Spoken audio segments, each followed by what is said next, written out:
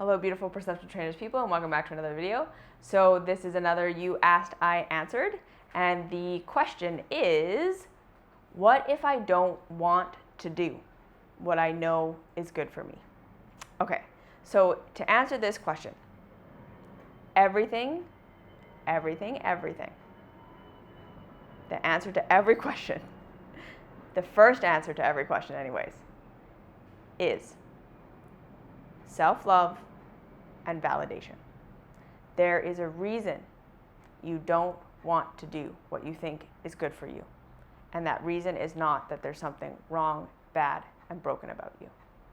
Okay, so everything that we want in this life, everything we want to grow into, everything we want to expand into, everything we want to be able to do for ourselves to improve our lives,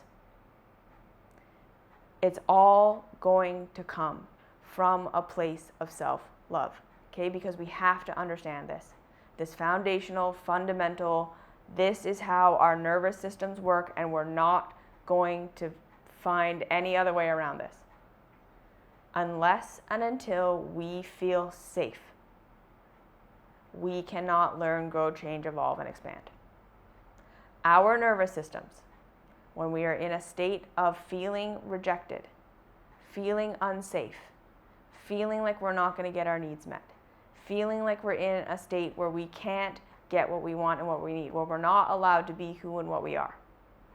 Our nervous systems are in a state of shutdown and lockdown.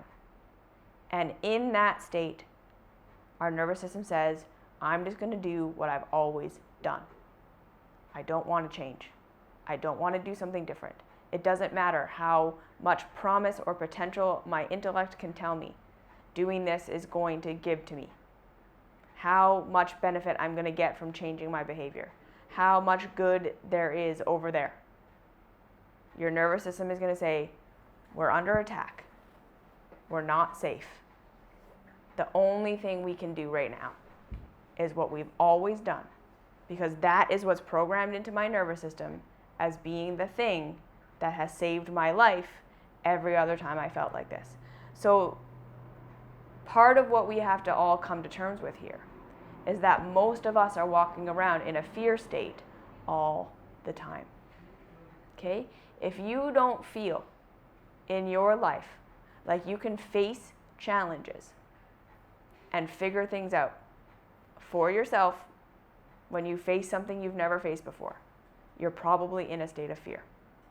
When you feel like if people around you abandon you, reject you, don't like you, don't approve of you, if that happens, that's really scary for you, that's like existential crisis level body freak out, you're in a state of fear. If you feel like you need to fix, change, and heal everyone around you so that everyone around you can be happy, everyone around you can feel good, and if you do something that sets something off, or sets someone off, or is that someone doesn't approve of, or you can't fix it for some other person, you're in a state of fear. If you feel like if you were alone, left alone, that it's just you, you're alone, and that's scary and uncomfortable, you're in a state of fear. Okay? If you feel like you can't be your true self, like you don't feel like you're just comfortable in your skin and you can just be yourself around the people that you're around, you're in a state of fear. You're in a state of childhood trauma that says, if I'm not approved of, love goes away. When love goes away, provision goes away. I have to be loved, approved of, and accepted by everyone around me in order to be provided for.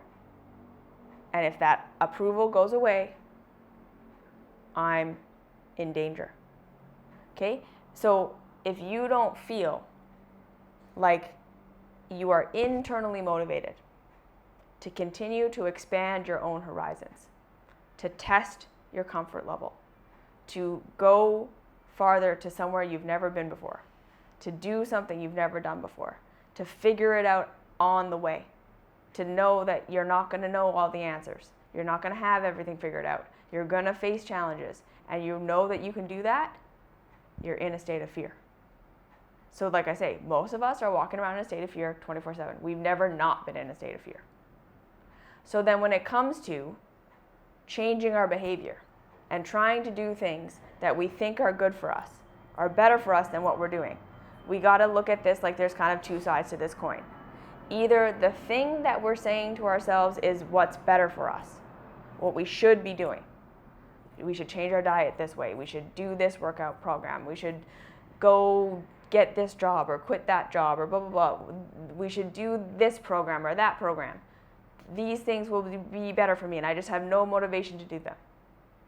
First things first is that may be coming from toxic motivation, like what we talked about in the last You Asked, I Answered, which is this is just you coming up with a story of if I did this, I would be more approved of by other people. And so your real true self has no motivation to do it because it's not really what you should be doing. It's not actually better for you. And this is going to be hard for a lot of us. Like for me, there were so many things in my career that I thought I should do and that would be better for me. That would get me more followers, that would get me more likes, that would get my message out there. And I thought that was like coming from a good place of like, of course, I just want to spread this message of self-love. But I couldn't motivate myself to do them. And I just thought like, what's wrong with me? Why can't I do these things that I know would build my career? And now looking back, I can see because it wasn't actually in alignment with who I want to be and how I want to show up in the world and what I want to give and what is truly authentic to me. It was just what I thought would make me more popular. And that's not authenticity. That's not my true path. So what I thought was better, other people were doing it, all these things. Why can't I get myself to do it? Because it wasn't actually truly, genuinely, authentically better. There were many different diet things. All like I said, I've been sick my whole life. So I've been tempted to do the water fast. I've been tempted to do the juice fast. I've been tempted to try to be a complete fruitarian and all of these things. And I could never motivate myself to do it. And now looking back, I'm so glad that I couldn't ever motivate myself to do it. Because those things would have only made things worse. I'm now watching how everyone else kind of come out the other side of these things 2, 3, 4, 5 years later, and it completely destroyed them. It did not do it better. So my body was leading me, and that motivation was being cut off because it wasn't actually better for me. So there's that side of things. Sometimes what we think is the thing that's better for us isn't. It's just us looking for approval or doing what we think is the right thing, and we're making that up. So sometimes, so again, we start with accepting that. Approve of ourselves that we don't want to do it. Or, on the other side, it's the thing you want to do really is better for you, but right now your nervous system is not going to let you do it because change is threat. It doesn't matter how good it is, and also change is threat. You don't know how it's going to work out. You don't know if that's actually going to be better. Your nervous system is saying, we're in a life or death situation. Like I said, your mind might be able to see that you're just laying in bed and everything is fine, but your nervous system thinks you're going to die right now. Your nervous system is in a state of lockdown, shutdown. People aren't approving of me. The outside world isn't approving. You feel like a child. You feel like you're not being approved of. You feel like love is going away. You don't feel capable. And like I say, you're a fish in water. You don't even recognize that you're in that state because you're always in that state. But so that's why there's that disconnect of like, why can't I get myself to do this thing? Because you're in a state of nervous system lockdown and you're not even aware of it. So sometimes it really is just coming down to your nervous system is going to say no until you feel safe. It's not going to let you do it.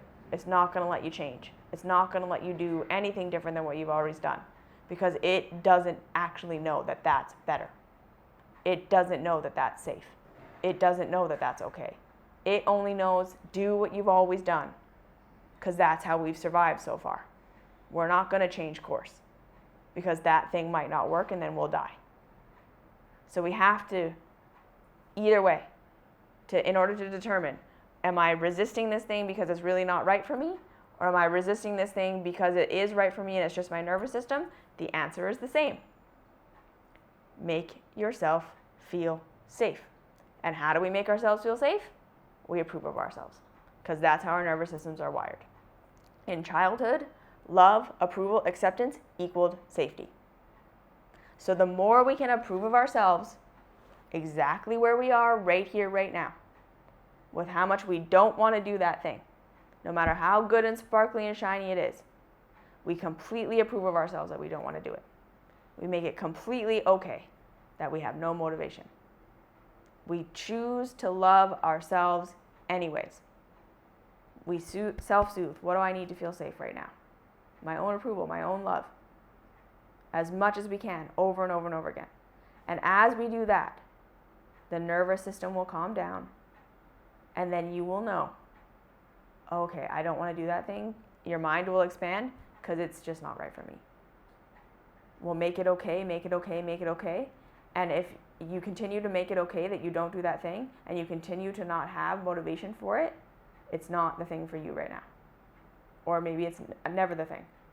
Or on the other side, you're going to make yourself feel so safe, you're going to make it so okay to never do that thing. Like literally tell yourself, if I never stop drinking, I will approve of myself anyways. If I never do what I think is good for me, I'm going to approve of myself anyways, completely unconditionally. And that'll be something you practice. Because it's going to be really hard. You're going to tell yourself, no, if I don't discipline myself, if I don't make myself do these things, I'm just going to never do them. I'll never do anything different. I'm going to just ruin my whole life. Yeah, okay. I understand. We all think that. We all think if we're not hard on ourselves, if we don't discipline ourselves, we're never going to get there. But how's that working for us? Most of us, we can discipline ourselves for a little while, but we can't sustain it. We can't maintain it. It never actually leads to true change. It just leads to more and more nervous system shutdown until eventually we fall back to our old behaviors. So if we really want permanent change, we have to understand that's only going to happen in a state of love. And we have to love ourselves for where we are right now. So if you keep making yourself safe to do everything that you're doing right now, I promise you, one day you're going to just not want to do it anymore. You're going to have the motivation to do something else. The safer you feel, the more you're going to be able to change when it really counts. And the safer you feel, the more you're going to recognize where you don't even need to change and you were just telling yourself a story. So that's how you figure it out. Either way, make yourself safe for how you're feeling right now. Make yourself safe for what you're in right now. Make it okay that you don't want to do it. As much as you can, over and over and over again. Make it safe to not want to do it. And then see what comes on the other side when you feel safe. All right? So that's the answer to that. Have a great week, and I'll see you in the next video.